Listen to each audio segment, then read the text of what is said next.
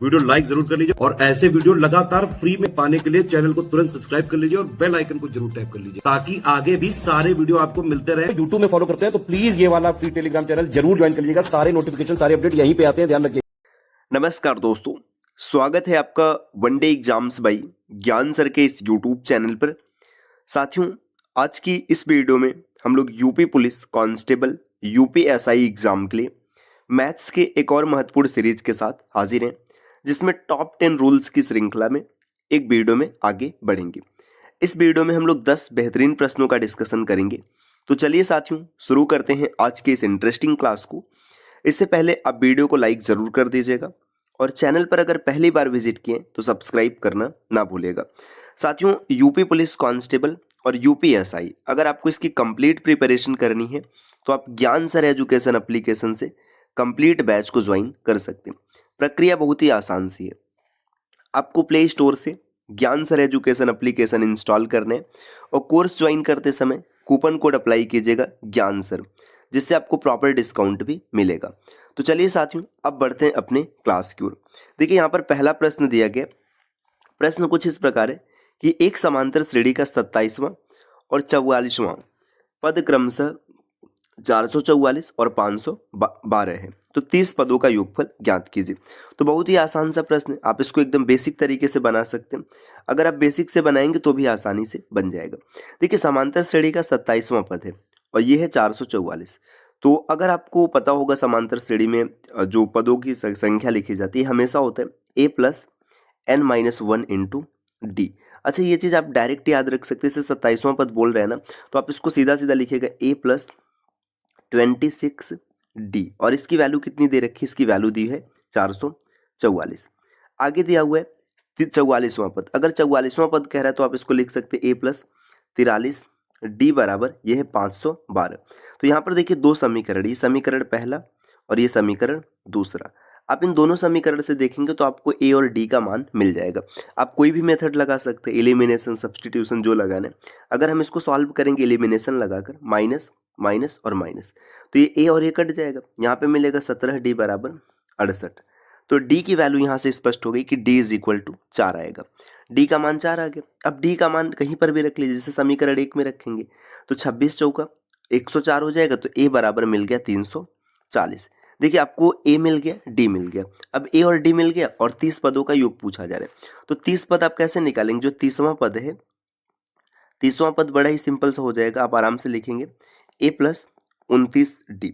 a+29d जैसे आप लिखेंगे तो a का मान है 340 और +29d। देखिए, 29 दूना 58 और 58 दूना 116। आप इसको जोड़ दीजिएगा। जैसे आप जोड़ेंगे तो आपको मिल जाएगा 456। देखिए, पहला पद है 340 और 30वां पद है 456। अब देखिए, यहाँ पर आपको a का भी मान मिल चुका है और यहाँ पर आपको l मतलब अंतिम पद का भी मान मिल चुका है। और जो n पदों का सम होता है Sn इज इक्वल टू हमेशा होता है n/2 ब्रैकेट में a+l। आप कितनी आसानी से निकाल लेंगे। देखिए, a की वैल्यू आप देखेंगे तो a का मान यहाँ पर है 340, l का मान है 456 और n का मान है 30। आराम से आप कैलकुलेट कीजिएगा। 15 कैसे? 30 का आधा 15 और गुणे 456 और 340 को जोड़ दीजिएगा 796।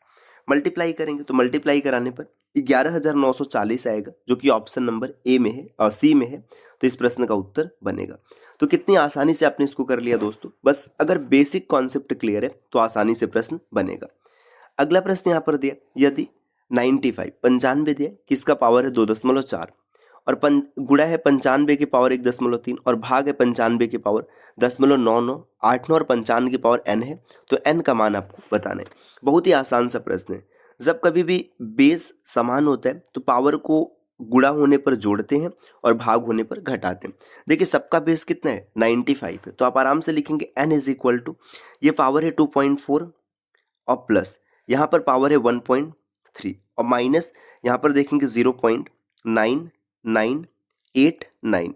बस ये आपको सॉल्व करना है। देखिए, ये 2 और ये एक 3.7 आ गया। 3.7 में से आप माइनस करेंगे 0.9989 को, तो आपका आंसर आएगा 2.7 के अप्रॉक्स आएगा, जो कि ऑप्शन नंबर ए में है। तो इस प्रश्न का उत्तर बन जाएगा। अगले प्रश्न पर आते हैं। नेक्स्ट यहाँ पर दिया, सबसे उपयुक्त विकल्प को चुने। आपको बताना है कि इस संख्या का HCF क्या होगा। तो इससे आसान प्रश्न हो ही नहीं सकता भाई। 30 60 और 72 का HCF क्या है? ऐसी स्मॉलेस्ट नंबर जो आसानी से सबको काट सके। देखिए सॉरी, लार्जेस्ट नंबर। देखिए 12 से अगर आप देखेंगे, 12 को सेलेक्ट करेंगे तो 12 से 60 और 72 कट जाएगा, लेकिन 30 नहीं कटेगा, तो ये आंसर नहीं हो सकता। अब 6 को आप देखेंगे तो 6 से तीनों कट जाएगा। HCF का मतलब होता है हाईएस्ट कॉमन फैक्टर। 6 से ये भी कटेगा, ये भी कटेगा और ये भी कटेगा, तो HCF यहाँ पे 6 हो जाएगा, ऑप्शन नंबर सी। अगले प्रश्न पर आते हैं। नेक्स्ट दिया है कि एक दुकानदार लागत मूल्य पर 10% की दिवाली छूट देता है, परंतु गलत वजन का प्रयोग करके लागत मूल्य पर 25% का लाभ कमाता है। ज्ञात करें कि सही वजन से गलत वजन में कितना प्रतिशत कम है। देखिए लागत मूल्य मान लीजिएगा 100 रुपये है, ठीक। अब ये क्या कर रहा है कि दिवाली का 10% का छूट दे रहा है, मतलब 90 का दे रहा है, और इसी लागत मूल्य पर 25% का लाभ कमा रहे हैं, मतलब 125 रुपये कमा रहे हैं, है ना। बात समझिएगा, 90 का छूट दे रहे, मतलब 90 का सामान देने का दावा करता है, लेकिन गलत इस्तेमाल करता है और 25 रुपये का लाभ कमाते हैं, और दोनों चीज लागत मूल्य पर है, इसीलिए हमने बेस को 100 रखा। आपसे पूछा जा रहा है कि ज्ञात करें कि सही वजन से गलत वजन में कितने प्रतिशत का अंतर है। देखिए अगर आप यहाँ पर देखेंगे तो कितने प्रतिशत का अंतर निकल के आएगा। अब अगर आप देखेंगे तो इन दोनों का डिफरेंस कितना है, दोनों का डिफरेंस है 35 डिफरेंस है, और ये बेस कौन सा जा रहा है, 125 है ना। और प्रतिशत बदलने के लिए गुणे 100 कर देंगे, तो कैलकुलेट कीजिएगा, यह 5 आ गया और यहाँ पर 4, और गुणे में ये काटेंगे तो 7, तो 7 चौका 28, तो 28% का डिफरेंस है, जो कि ऑप्शन नंबर बी में है, तो ये इसका उत्तर बनेगा। अगले प्रश्न पर आएंगे साथियों। नेक्स्ट यहाँ पर दिया, साधारण ब्याज के तहत एक धनराशि 3.5 वर्षों के लिए अपने आप में दोगुनी हो जाती है, तो कितने वर्षों में अपने आप की 48 गुनी हो जाएगी। देखिए साधारण ब्याज में जो चीज़ें होती हैं वो सेम समय में दोगुनी होती है। जैसे 3.5 में 2 से 2 गुना हो रहा है, तो फिर 3.5 बढ़ेगा तो 3 गुना हो जाएगा, फिर 4 गुना होगा। मतलब समझिए, ये 3.5 वर्ष का समय अगर बीत रहा है और धनराशि दोगुनी हो रही है, कैसे हो रही है? एक तो मूलधन होगा, प्रिंसिपल होगा, और एक ब्याज आ जाएगा, एक ब्याज आएगा तभी तो ये 2p होगा, यही कंडीशन है। अब आपसे पूछा जा रहा है कि कितने वर्षों में यह अपने आप की 48 गुनी हो जाएगी। देखिए 48 गुनी अगर बनाने तो टाइम क्या लगेगा नहीं पता है। ये कैसे बनेगा, ये बनेगा p प्लस 47p, तभी तो ये 48 गुना बनेगा, यही कंडीशन हो जाएगा 48 गुना बनाने का, है ना। तो अब देखिए यहाँ पे 47 टाइम लग रहा है, यहाँ पे टाइम 1 था, यहाँ पे 47 है, तो इसमें 47 से मल्टीप्लाई अगर इंटरेस्ट में हुआ है तो टाइम से भी हो जाएगा। तो लिखेंगे 3.5 और गुणे 47। अब इस कैलकुलेशन को आप जैसे आसान बना पाए, 3.5 को 7/2 लिख लीजिए और गुणे 47, 2 से भाग कर दीजिएगा, 23 दूना 46 और 10.5, तो 7 बचे 35, 3 हासिल है, और 23 में गुणा कराएंगे 7 का तो 161 आएगा, 161 और 3 164.5, जो कि ऑप्शन नंबर बी में दिख रहा है। नेक्स्ट अगले प्रश्न पर आएंगे साथियों। यहाँ पर दिया ए ने एक्स को 12% साधारण ब्याज पर 26,400 का एक हिस्सा उधार दिया, और शेष राशि 9% के साधारण ब्याज पर वाई को उधार दे दिया। 3 वर्ष बाद उसे 34,320 रुपए की राशि प्राप्त हुई, तो वाई को कितना उधार दिया था। इस प्रश्न को अगर आप एलिगेशन के मेथड से बनाएंगे तो बहुत ही आसानी से प्रश्न बन जाएगा। देखिए ए यहाँ पे पैसा दे रहा है एक्स को और वाई को भी दे रहा है, ठीक। एक्स को जो उसने रेट लगाया 12% लगाया, और वाई को जो रेट लगाया वो 9% का लगाया, ठीक। अब इसके बाद 3 वर्ष के बाद में उसको जो राशि मिल रहा है कितना मिल रहा है, देखिए 34,320 रुपये। तो यहाँ पर भाई ब्याज रखेंगे, क्योंकि ब्याज उसको मिलेगा, तो आप निकाल लीजिएगा 34,320 रुपये उसे कुल मिला हुआ है, और ये 26,400 तो इसका मूलधन ही है। अगर डिफरेंस निकालेंगे तो पता चलेगा 20, और यहाँ पर 13 में से 9 आ जाएगा, और इसको देखेंगे 33 में से 7,920 रुपये इसे 3 साल में मिला है। तो 1 वर्ष का निकाल लीजिए, 1 वर्ष का निकालने के लिए 1 से भाग दे दीजिएगा, 3 से भाग दे दीजिएगा, 3 दूना 6, 3 छक्का 18 और 3 चौका 12। देखिए 2640 रुपये 1 वर्ष का मिल रहा है दोनों मिला करके। अब ये कितना परसेंट है, क्योंकि यहाँ पे आपने परसेंट रखा है, तो परसेंट निकालने के लिए 26,400 गुणे 100 कैलकुलेट करेंगे तो आपको मिलेगा 10%। मतलब जो उसका रिटर्न है वो एनुअल 10% का है, तो ये 10% का रिटर्न आता है ना। देखिए यहाँ पर आप देखिएगा तो 2 का डिफरेंस है, यहाँ पर देखेंगे तो 1 का डिफरेंस है, मतलब जो उसने पैसा बांटा है ना वो 1 और 2 के अनुपात में बांटा है। तो 26,400 रुपये को जब बांटेंगे 3 में के हिस्से में तो आपको मिलेगा यहाँ पे 8800 आएगा, और यहाँ पर आएगा 17,600। तो 17,600 रुपये उसने वाई को दिया और ये एक्स को दिया। ये कैसे आया, क्योंकि 3 की वैल्यू है 26,400, तो 1 की वैल्यू 8800 बनेगा। ऑप्शन सी इस प्रश्न का उत्तर हो जाएगा, क्योंकि वाई की राशि पूछा है। अगले प्रश्न पर आते हैं। नेक्स्ट यहाँ पर दिया है कि 5100 में 20 रुपये में एक वस्तु बेचने पर होने वाली हानि, वस्तु को 10,240 में बेचने पर प्राप्त लाभ का 60%। देखिए यहाँ पर 5120 रुपये में एक वस्तु को बेचा जा रहा है तो हानि हो रहा है, 5120 रुपये में हानि हो रहा है, मतलब इधर आएंगे तो इसका कॉस्ट प्राइस मिलेगा। और अगर इसको 10,240 रुपये में बेचा जा रहा है तो लाभ हो रहा है। ठीक, अब बोला जा रहा है कि जो प्राप्त लाभ है ना, ये हानि का कितना है, 60% है। तो यहाँ पे आप इसको सेट करेंगे और इसके बाद इसका सही उत्तर क्या होगा आप बताएंगे। देखिए बड़ा सिंपल सा बनेगा, क्योंकि इस बेचने पर हानि हो रहा है और इतने जितना हानि हो रहा है, जैसे अगर मान लीजिएगा कि यहाँ पे 100 रुपये का हानि है तो यहाँ पर 60 रुपये का लाभ है, दोनों का डिफरेंस निकालिएगा, आंसर क्या होगा बताइएगा। अगले प्रश्न पर आते हैं। प्रश्न दिया ए, बी और सी 5:5:8 के अनुपात में निवेश करके एक साझेदारी करते। देखिए ए है, बी है और सी है।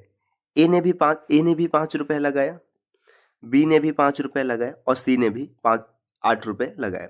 ये शुरू करते हैं। एक वर्ष के बाद क्या होता है, ए 4900 रुपये अतिरिक्त निवेश करता है। देखिए ये 5x इसका भी, 5x इसका भी और 5x इसका भी। जब एक वर्ष का समय बीतता है तो ए का जो पैसा है ये कितना हो जाता है, ये हो जाता है 5x प्लस 4900, ये इतना बन जाता है। और बी ने 3700 रुपये निकाल लिया। अब बी ने क्या किया, बी ने 3700 निकाल लिया, मतलब ये 5x माइनस 3700 रह गया। सी के बारे में यहाँ पर कुछ भी नहीं दिया हुआ है। जब सी के बारे में कुछ भी नहीं दिया है, इसका मतलब है कि यहाँ पे सी का निवेश सेम रहता है, 8x रहता है। अब क्या होता है, एक वर्ष बाद ना जो इनका अनुपात है कितना हो गया, ये 5 है, ये कितना है, ये 4 है और ये कितना है, ये है 7। तो इस कंडीशन में कन्वर्ट हो चुका है। अब आपसे पूछा जा रहा है कि शुरू में ए ने कितनी धनराशि निवेश की थी, तो यहाँ से आप इसको सेट करेंगे और आपको वैल्यू मिल जाएगा कि ए ने शुरू में कितना निवेश किया था। तो ये भी आसान सा प्रश्न है, इसको आप कैलकुलेट कीजिएगा। अगले प्रश्न पर आते हैं। प्रश्न यहाँ पर दिया पी, क्यू और आर का औसत वजन 53 किलो। देखिए पी, क्यू, आर इन तीनों का एवरेज है 53, तो आप आराम से निकाल सकते हैं पी प्लस क्यू और प्लस आर। देखिए इनका एवरेज है 53, तो अगर सम निकालेंगे तो कितना हो जाएगा, 53 का 3 गुना हो जाएगा, तो ये हो जाएगा 159। ठीक, यदि P और Q का औसत वजन 47, देखिए P प्लस Q इन दो को मिलाएंगे तो 47 दूना 94 हो गया। ठीक, और बोला जा रहा है Q और R का वजन 48 है, Q प्लस R इसका वजन देखेंगे तो 48 दूना 96 हो जाएगा। तो आपसे पूछा जा रहा है कि Q का वजन कितना है, ये निकालना है। देखिए अब एक चीज ध्यान दीजिएगा, इन दोनों को एक साथ जोड़ दीजिए।